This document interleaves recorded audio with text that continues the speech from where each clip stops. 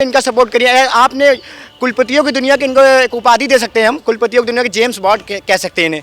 इनको इतना संरक्षण प्राप्त है। के लिए मैं एक शेर कहूँगा, जिसे चाहे शहीद बना दो, जिसे चाहे बना दो कातिल, तुम्हारी सरकार है तुम ही बता दो, कौन हक है कौन है बातिल। पूरे प्रदेश की प्रथम नागरिक आनंदीबेन पटेल हैं, राज्यपाल हैं।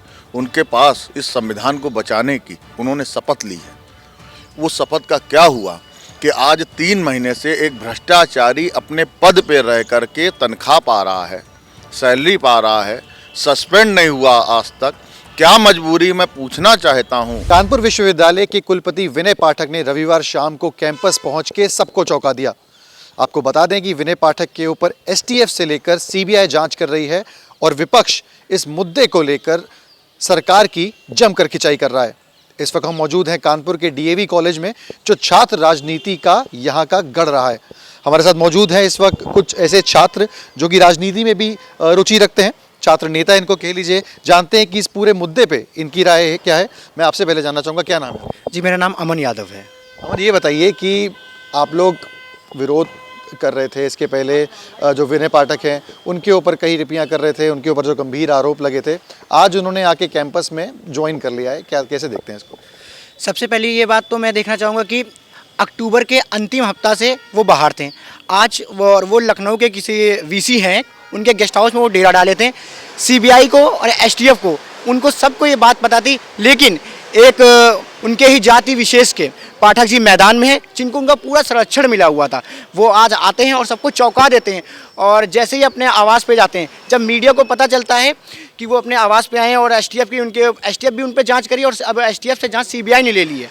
और जैसे ही मीडिया अंदर जाने की कोशिश करती है तो उनको ये कह के बाहर रोका जाता है कि वीसी साहब की तबीयत खराब है। वो सबसे पहले तो एक आरोपित हैं, इसके बाद वो कुलपति अभी भी हैं, उनको पद से उनको बर्खास्त नहीं किया गया।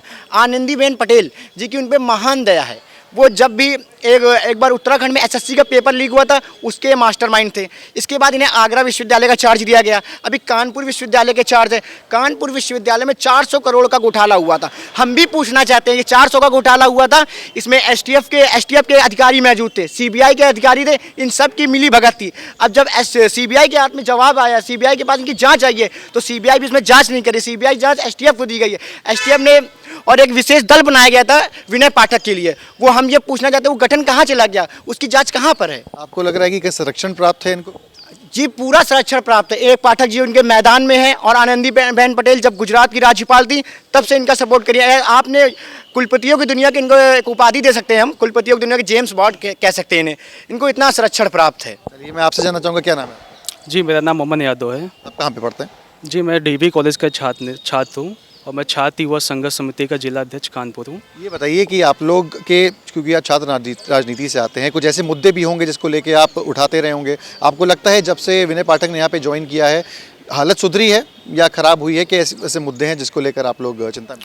जी, हालत तो पहले से बहुत ख़राब हो गई है। जब मैंने यहाँ फर्स्ट ईयर में एडमिशन लिया था ग्रेजुएशन के 2018 में, तब जो रजिस्ट्रेशन की जो फ़ीस होती है उस टाइम वो 100 रुपये हुआ करती थी, और इस टाइम मेरा ग्रेजुएशन कंप्लीट हुआ और मैं एमए में हूँ और वो फीस इस टाइम 300 रुपये है। तो इस तरह की दिक्कतें हम लोग को झेलनी पड़ रही हैं। लोगों ने कोशिश करी बात करने की कि कम फीस कम हो जाए, या जो मुद्दे हैं लोगों के यहाँ पे छात्रों के, उनको सुना जाए? देखिए, हम छात्रों की जो आवाज़ होती है वो इस टाइम दबा दी जा रही है। ऊपर तक हमें बात करने के लिए हम लोग जा नहीं पा रहे हैं, इस वजह से हम लोग बहुत दिक्कतें हो रही हैं इस टाइम। बात नहीं सुनी जा रही है। आपसे जानना चाहेंगे, क्या नाम है आपका? मोहम्मद शारिक, पूर्व छात्र संघ महामंत्री। शारिक, ये बताइए कि आप लोग छात्र राजनीति से जुड़े हैं और पॉलिटिक्स में बड़ा ही एक्टिव रहते हैं, कि ऐसे देखते हैं इस पूरी सिचुएशन को जो कानपुर में हो रही है, कि जहाँ के कुलपति जो हैं उन पर इतने गंभीर आरोप हैं, और पूरी यूनिवर्सिटी चल रही है और 1 महीने से ऊपर समय के लिए वो पूरी पोस्ट खाली। देखिए, इनके लिए मैं एक शेर कहूँगा, जिसे चाहे शहीद बना दो, जिसे चाहे बना दो कातिल, तुम्हारी सरकार है तुम ही बता दो, कौन हक है कौन है बातिल। तो ये एक जो है प्राइवेट लिमिटेड कंपनी है, जो संघ है, ये उसकी विचारधारा मानसिकता के जो है जिस तरह जो है मालेगांव धमाके की जो है मास्टरमाइंड साध्वी प्रज्ञा थी, जो इनकी मौजूदा सरकार में सांसद है, उसी तरह ये मास्टरमाइंड है शिक्षा क्षेत्र में। हर क्षेत्र में इन्होंने अपने अपने क्राइटेरिया बना रखा है, अलग अलग मास्टरमाइंड बना के बैठा ले रखे हैं। जब पेपर लीक की बात होती है तो मास्टरमाइंड यही निकल के आते हैं। जब कोरोना काल, जो कि इन्हीं के द्वारा बुलाया गया था, कोरोना काल में बहुत बड़ा जो है इन्होंने घोटाला किया, वो भी इनके मास्टरमाइंड ये निकले।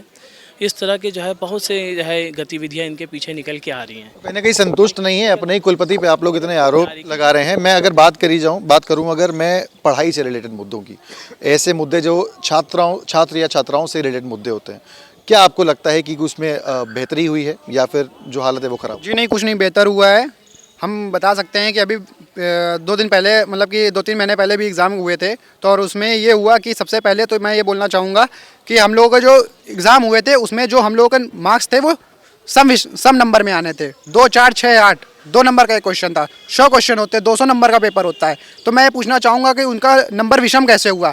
3, 5, 7 में नंबर कहाँ से आप दे रहे हैं? मेरे साथ में पढ़ने वाले कितने छात्र गाँव से आते थे, देहात से आते, 40-40 किलोमीटर दूर से आते थे, और वो लोग इतने किसान के बच्चे थे, वो लोग फेल हो गए। उसका परिणाम क्या निकल रहा है? सरकार क्या कर रही है? और कुलपति महोदय के हम लोगों ने विरोध प्रदर्शन किया तो हम लोगों को लाठी मारी गई, डंडे मारे गए। मेरे छात्र साथ का एक छात्र था, उसका सर फूट गया। उसका जिम्मेदार कौन है? और कब तक हम लोग ये देखते रहेंगे? मैं देख रहा हूँ आपने लाल टोपी लगाई है, ये छात्र बोल रहा है अंदर का या फिर कहीं ना कहीं आपकी पॉलिटिकल विचारधारा है वो बोल रही है? पॉलिटिकल विचारधारा की बात तो नहीं कर रहा हूँ, मैं छात्र बोल रहा हूँ। मैं किसान का बेटा हूँ, ठीक है, और मैं 40 किलोमीटर दूर से यहाँ पर आ रहा हूँ। और सबसे बड़ी बात तो ये है कि विचारधारा बाद में, पहले मैं छात्रों के लिए साथ हूँ और छात्रों के लिए ही हित के लिए लड़ रहा हूँ। तो ये छात्रों के हित की बात मैं आपसे जानना चाहूँगा। भाई साहब, क्या नाम है आपका? मेरा नाम वरुण मिश्रा है। मिश्रा, आप इस जो आपकी जो स्टडीज़ हैं इससे रिलेटेड या छात्र राजनीति से रिलेटेड हैं अभी, या फिर पहले आप अध्यक्ष रह चुके हैं? छात्र संघ महाविद्यालय डीएवी कॉलेज, जो एशिया का सबसे बड़ा महाविद्यालय है जिसको गौरव प्राप्त है, यहाँ का मैं महामंत्री रहा हूँ छात्र संघ का।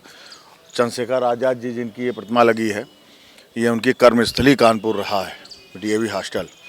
इस जमी को नापाक करने का काम जो विनय पाठक ने किया है, कानपुर महानगर में ही जन्मे हैं और कानपुर महानगर में ही आकर के जो भ्रष्टाचार का खेल इन्होंने कानपुर यूनिवर्सिटी में जो किया है, जिस तरीके से आज समझ में नहीं आता।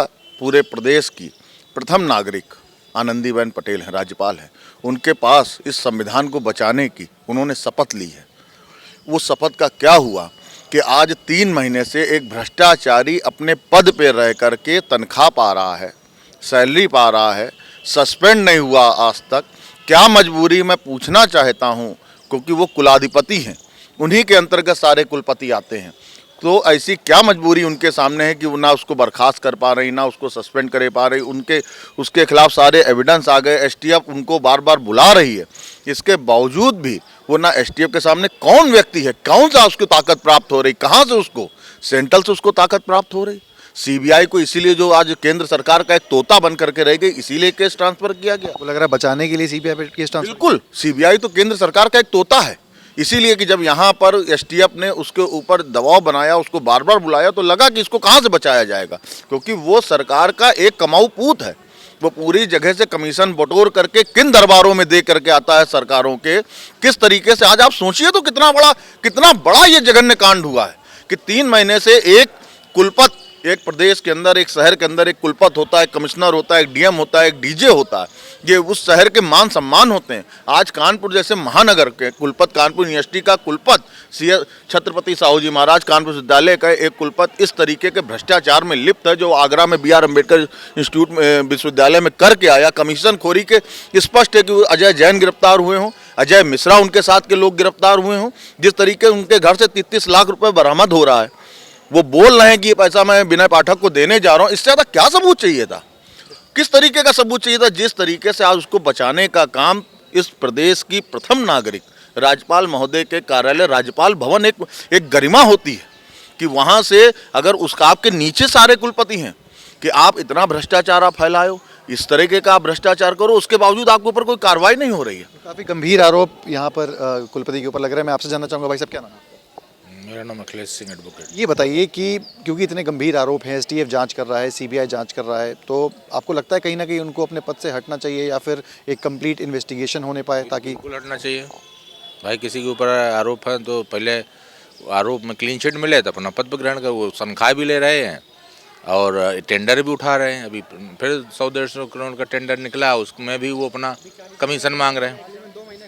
इनको जब तक किसी भी कोई भी अधिकारी कर्मचारी हो, अगर उसके खिलाफ कोई जांच लंबित है, तब तक उसको उस पद से हटा देना चाहिए, न जांच प्रभावित करेंगे। वहाँ टेंडर प्रक्रिया भी चालू की है, अभी भी पता चला जैसा कि हमको, और ये बीजेपी पार्टी का है। कुलपति। बहुत बहुत धन्यवाद हमसे बात करने के लिए और अपने मुद्दे हमारे साथ रखने के लिए। तो ये थे यहाँ पे छात्र संघ के कुछ लोग, राजनीति से जुड़े लोग, जिनका कहना है कि जिस तरीके के इल्ज़ाम कुलपति पर लग रहे हैं उन्हें अपने पद को छोड़ना चाहिए ताकि एक निष्पक्ष जो जांच है वो हो जाए। वीडियो जर्नलिस्ट अमित के साथ सिमर चावला, कानपुर, यूपी तक।